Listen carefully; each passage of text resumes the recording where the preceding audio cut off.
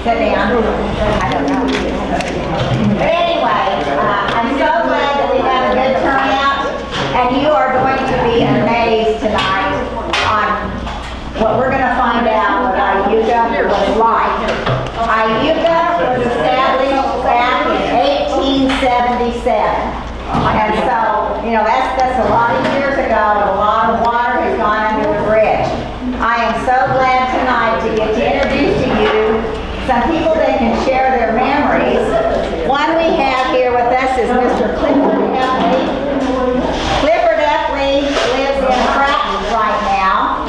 His grandfather was born and raised in Iuka, and he lived in what we call the Leahy house.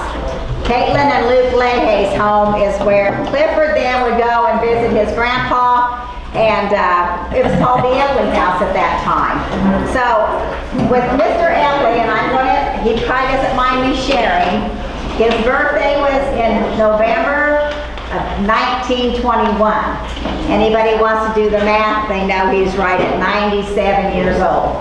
His memory is stellar. I've enjoyed getting to listen to Clifford share all of his stories about Iuka, which kind of spawned this meeting, because we all need to know about our rich heritage. And I'm probably making some errors. If I am, sharing, let me know.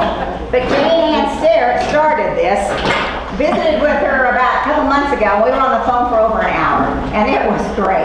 She told me about everything about her parents and growing up in Iuka. So, ask questions. We have displays back there. Marjorie was kind enough to give us some information spilled out about our rich little town. The greatest thing, though, about Iuka is we had a rich history. But what's even more exciting is we have a very blessed future. All of our homes are occupied. We have a lot of young families that are coming to settle in Iuka. And I'm just so excited about Iuka. So let's continue working forward and working on Iuka pride. So at this time, I'm going to let Marjorie, she's been willing to MC this, take over, and we'll start with some questions. Marjorie? Start with, well, you want people to ask questions? Well, you can start sharing. Well, I did provide an early history of Iuka because there is no one in this room old enough to remember these things. So that gives you a little background before we get into Mr. Epley in the early 1900s. And I think we'll just let him start talking about what he likes to talk about, and then he'll probably ask for some questions. The acoustics in here are not great, so it's important that everybody is as quiet as they can be so that they can hear what the people at the front table are saying. So, Mr. Epley, what do you want to tell us about Iuka? Okay, first off, I want to tell you a little of the early part was erroneous. Because my granddad was born in Ohio, in Findlay, Ohio, and they came out here. I don't remember just what year it was, and homesteaded 3 miles north of Iuka on the Strickler corner. Strickler was a little town at that time. He had a blacksmith shop there, and well, I think I'm the only one that was ever out there of my family at the farm, and it was quite a farm. I mean, all I remember is corn cribs, and the corn was running out of, and I was probably 3 or 4 years old at that time. You know, I wasn't very old, but I'm the only one that seen the farm when it was all in one piece. But I had a great uncle, Jeffrey Moore, that came out here from, he's my grandmother's brother. Oh, he came out here, and he was a wagon master on wagon trains, and he settled a section of ground, a quarter section of ground, just northeast of where my granddad did.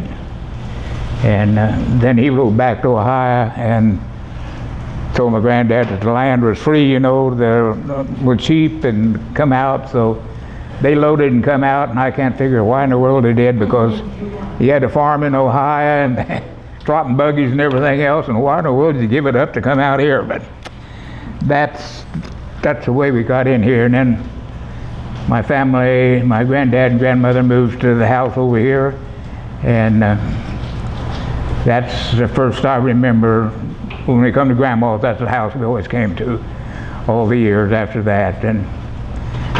And I was born in 21, so anything we say back then will be up to about 35. I was when the time I came to Iuka. Every year I spent 2 weeks with my grandparents, and that's about it. I didn't know when Marcia told me we was going to have this thing here.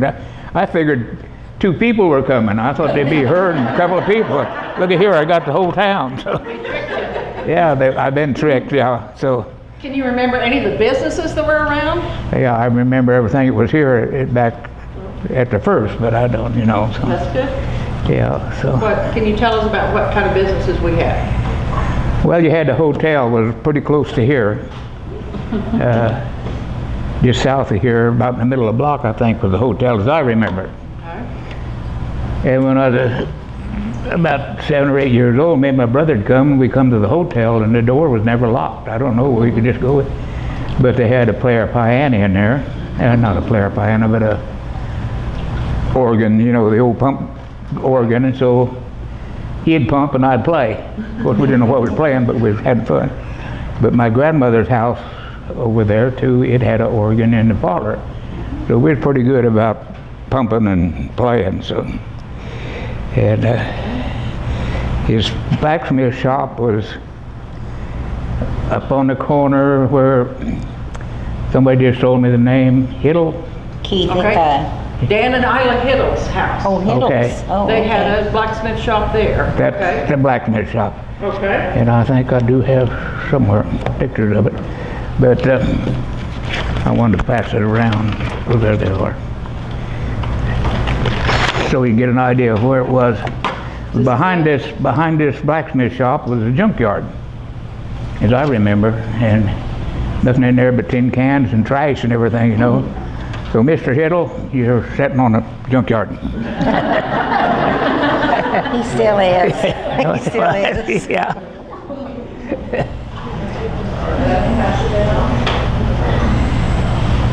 But if you also look at that picture, you look crossways, catty corners across from the blacksmith shop, there's another business building.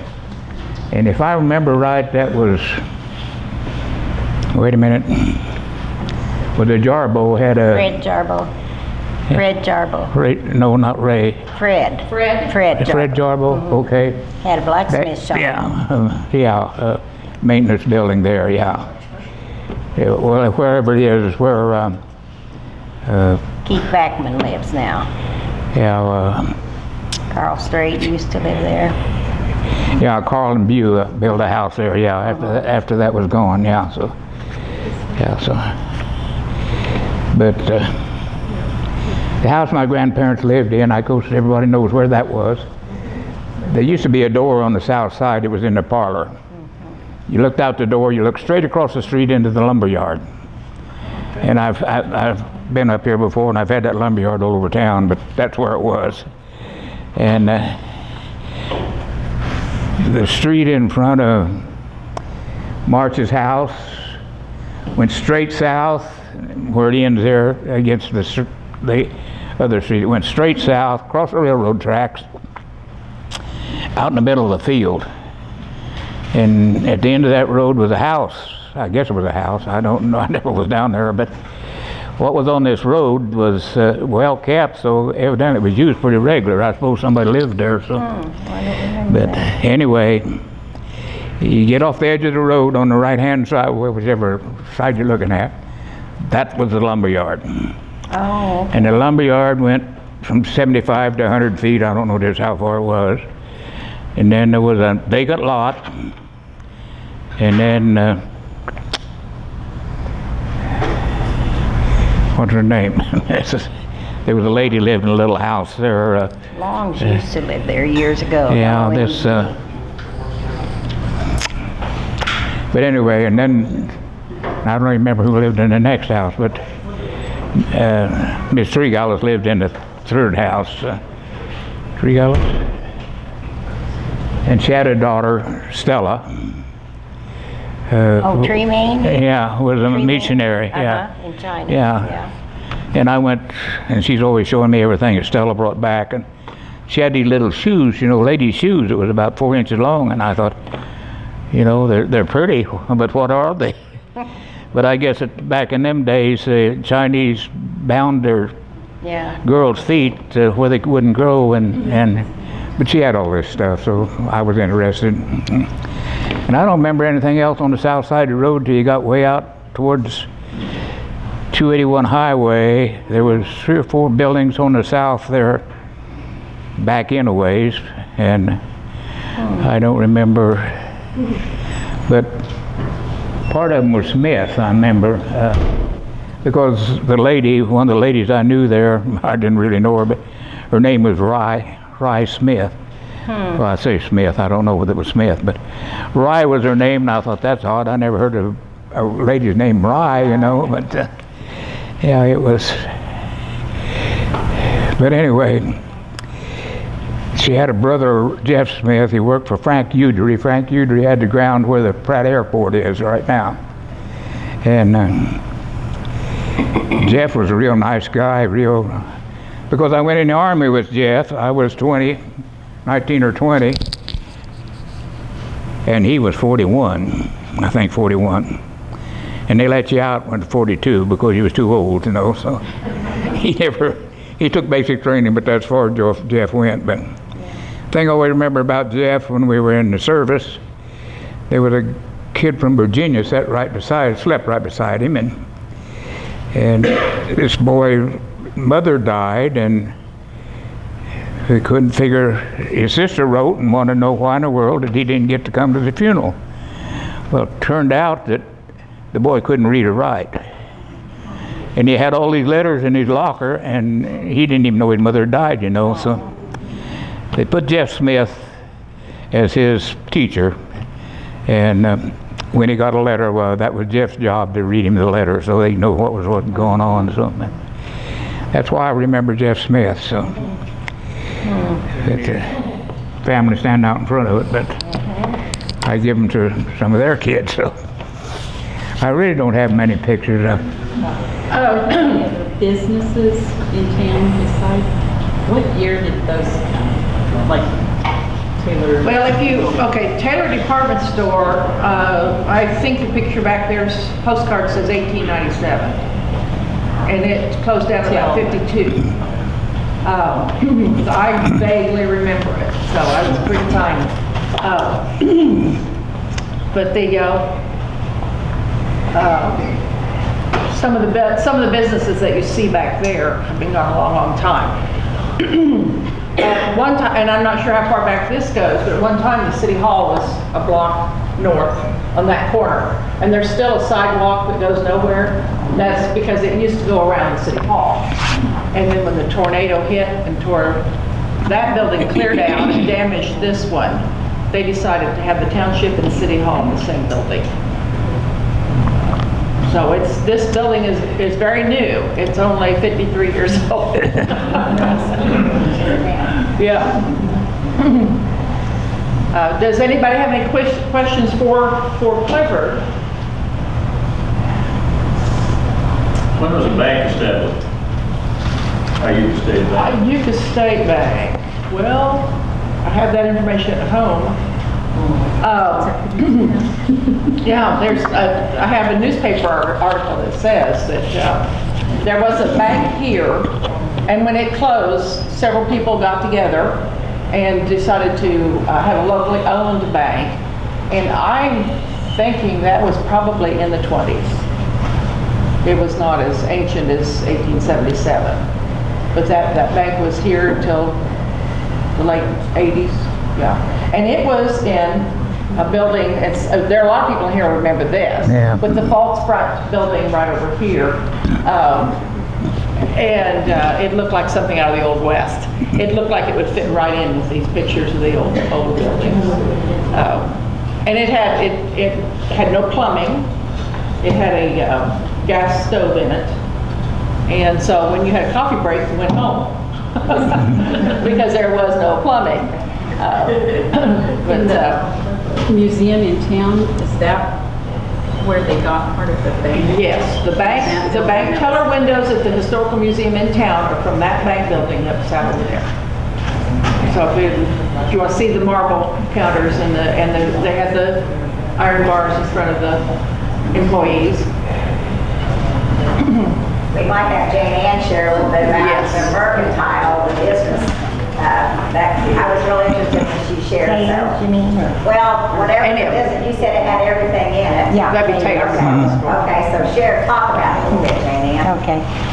I'm just going to go down the line where Keith and Tina live now, like you said, was Fred Jarbo's blacksmith shop. And you called it a mechanics or something? Okay. Yeah, machine shop's what it Machine was, shop, yeah. Okay.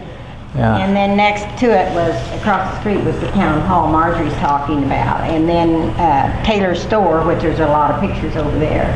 And Taylor's store was just amazing. It had everything from, well, there was bathtubs, everything to plumb anything in. All kinds of nuts and bolts. I mean, it was just like Skaggs, only old-time model. And it had a huge, great furnace. Furnace is what it was, but it was huge. And this is what the men would all sit around on Saturday night and gossip. Just hilarious. And if you knew some of the men here in town, oh my gosh, it was amazing. But anyway, they also had an elevator on a pulley system, and it would go down. I was too scared to go down there because everything was just dirt underneath. There wasn't a basement. It was just, they stored stuff, I guess, down there. But anyway, that was kind of neat. And then behind there is the old Walker plant, which is still here. And people would go into town on Saturday afternoon, usually, a lot of times. That's when you go to town. And they'd come home. If they didn't get whatever they wanted, you know, they needed something at Taylor's, they'd go, and they'd always go get their frozen stuff, you know, at the last, that was their last stop before they went home. But Taylor's store was just, there's just no words to describe it. It was just dry goods. They had overalls, they had handkerchiefs, they had thread, needles, all kinds of drugs. Yeah, it was really neat. And And some appliances. Yeah, they didn't have Yeah. appliances. My granddad brought a long combine. Is that right? I didn't know that. A combine. I certainly know it because I was young. Yeah, yeah. They had they had the groceries were at the front.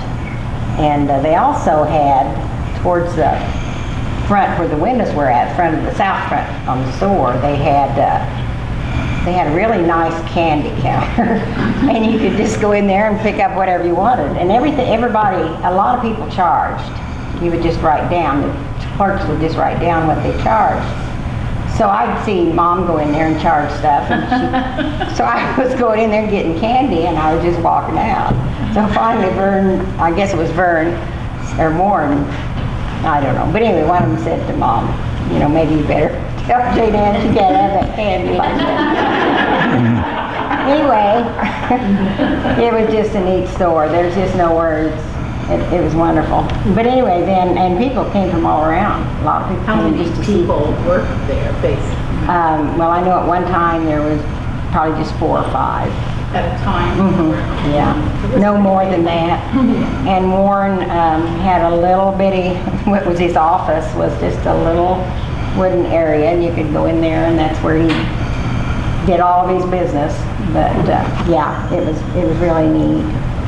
And then the next stop would be this hall, which they called at that time the IAOF Hall. International Order of Odd Fellows, Yeah, and that was what that was. as is our cemetery. Uh-huh, yeah. And then there wasn't anything else that I remember then south of here at that time. But you go across the street, and this was like in the 30s, late 30s or 40s, where the fire station is now. It was built clear out to here. It used to be the Panhandle Eastern Building. But before that, my parents had what they called a confectionery. I don't ever remember much about that, but they had food, soup, ice cream, all kinds of stuff. And then next door to that was an old building that we lived in. My mother was the postmaster, and she had her post office up front in that building, and then we lived in the back part of it. And next to that was the old telephone office, and that was a blast. We used to be able to go over and help, you know. Just they'd be glad to have anybody come in. Ruth would be getting a meal. She said, well, come on over and run the telephone. And you could listen to all the conversations. We just had a ball doing that over there. When I was about 4 years old, I got up in the morning and Mom wasn't home. My brothers were outside playing and Mom wasn't there. Well, I just picked the phone up. Ruth, Mom's not here. Did you say she might be at Aunt Grace's? And she said, I don't know, honey, we'll check. It was a whole different world then. Yeah. And Mom was at Aunt Grace's. And my brothers got in trouble, they weren't supposed to go outside. Where did they live then? Who? At Stowe? At Chitosa, that, catty corner from the church on that empty lot. The empty lot. Yeah, next Keith door to, has. yeah. Yeah, Keith Hemphill bought. And that was a little old house until they built out where Lyle Fuller is now. Yeah. Well, and then next door to the telephone office was the bank. Yes. Yeah. And then there was a house next to that, and That was generally the guy that took care of the depot. yeah, depot agent lived there. And behind that was an old jailhouse. Oh, really? Do you remember that? No. Oh my gosh, that was ancient. I was scared to death of that. I was Saturday here when the day they built it. Oh, Finished really? it when they, yeah, I went down to look at it, yeah. So, But anyway, and I wouldn't want to have been in that jail, because there wasn't hardly room to stand up. It looked like one that you would see when you go to an old west, Yeah, Yeah. you know, Yeah. yeah, it was Or bit- maybe an amusement Historical park or museum something. one. Yeah, yeah. Pretty primitive. But we Yep. were all scared to go in there. And then the co-op was next to the depot agents. yeah, so, And then, and then the co-op had an elevator. I guess at that time, they just had this one right over here, just one of them. And then my dad had he owned it, and well, he didn't own it. He worked for Larrabee's at one time, and it was just a little elevator. But, and that was actually where the, west of where the co-op pumps are at.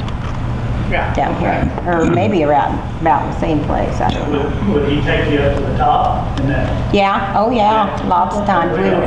all back for a ride and he'd take all of us. Oh, really? Oh, To yeah, the top of that one. yeah. You know, nothing like today's. No, elevators. no. Had the rope. And he changed the weights a little bit for us kids, you know, and just Yeah. take one at a time. Go up and look around a bit. Yeah, Your dad's a neat guy. he was really, really nice. And let's see then, there's some other things I was going to bring up. What was the population back in the day compared to I had no idea. Do you? I don't know. More? I You're never talking know. about like in the 30s and 40s, I would say there'd be a few more, 250 to 300? Yeah. maybe not many. When I was a child, we were more at 250 and 270. And now, of course, if everybody's at home and somebody has company, it might be at 175. And then out on the highway, Helsel, what was his name? What was your grandfather's name? My Don? grandpa, Eugene, Eugene, yeah. He had a filling station right where right east of your house. And then across from there, Lloyd McDowell had a filling station, Martin McDowell's dad. And later Rosie ran the cafe, several people. I think Mary did too, sometime. Well, Hustle Cafe is there too. Yeah. Yeah, well, she Yeah. started it, didn't she, I think? Yeah, because I know the Hustle then Good they hand. sold the business to Psychnators. Yeah, that's right. Grandpa leased the ground for 99 years, so they had, you know, access to it forever. And Dad got tired of that and just sold the ground to him too. So from Psychnators, then it went to the other. Clifford, people. Rosie, or, Was it somebody else in Cliff there? and Rosie, I think, were next. Yeah, Right. They were in it for yeah. several years. And then I guess I was going to tell you about our school, and we have a picture over there. I was real glad to see a picture over there.